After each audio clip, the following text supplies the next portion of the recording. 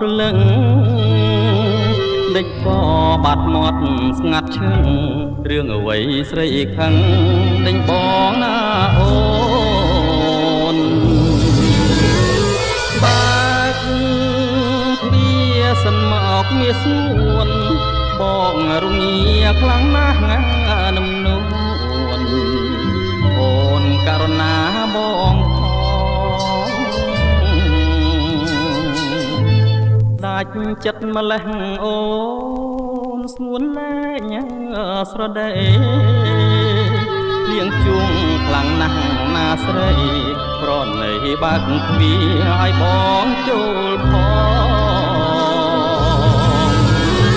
សូបក៏រន្ទាំងឆ្លើយឆ្លងយប់ជ្រៅណាស់ហើយណានួនល្អ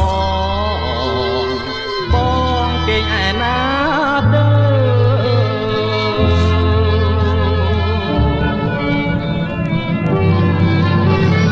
តាបីសាច់ក្រមុំឬអ្វីតាបីសាច់ក្រមុំឬអ្វីសូមប្រណីប្រាប់ការពិតមកអូនណាយឆ្លើយឲ្យត្រង់មកកែវប្លុកខ្លោចចិត្តទេបងទួញសោយសោកបាក់ខ្លួនរួងតែស្ងួនមួយ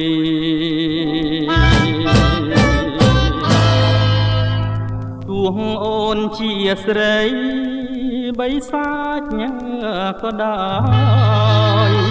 ក៏ស្នេហ៍មិនប្រែថយក្រោយចិត្តមួយថ្លើមមួយលោកគ្រាអង្សាដោយបើអ្នកស្រុកគ្រប់ប្រានចោតអូនជាបីសាច់សាមានក៏បងនៅតា